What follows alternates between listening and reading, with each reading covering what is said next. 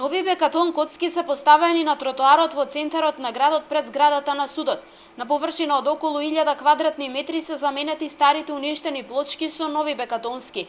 Во периодот што следи, според плановите, предвидено е и постапката да продолжи на тротоарот на спротивната страна. Нашата замисла да и таа страна ја направиме иста како и оваа страна од тротоарот. Јас разбирам дека политичките согледувања се можеби различни, секој има свој начин на размислување, меѓутоа се наметну и основната потребата на граѓаните.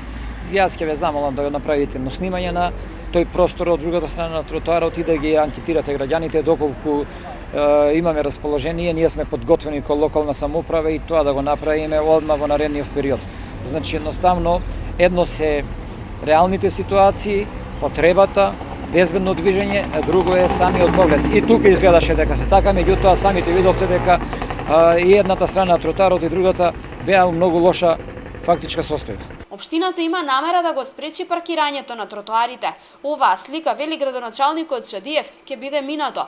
Повисоките ивичници не ги предомислуваат собствениците на автомобили да ги узурпираат тротоарите, па сликата и денеска беше иста како и претходно.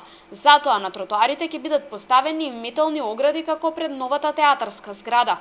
Меѓу време од наредниве ден-два ќе почне да се местат и огради од страната, значи железни огради од страната, за да не може повеќе да се паркира на овој простор. Гледате и самите дека во моментов е узурпиран просторот иако само што е пуштен во употреба. Значи ние понатаму подготвуваме план и за другата страна да ја избекатонираме на ист начин за да биде една целина самиот центарски простор што се наоѓа на овој дел од градот. Само ќе почекаме малку бидејќи имаме најава дека ќе почне реконструкцијата на бившиот интернационал за да направиме една целина во изведбата на сивото овој простор во централното градско подрачје. Инаку реконструкцијата на тротоарот ја чинеше општината околу 20.000 евра, пари обезбедени од програмата за уредување на градежно земјиште.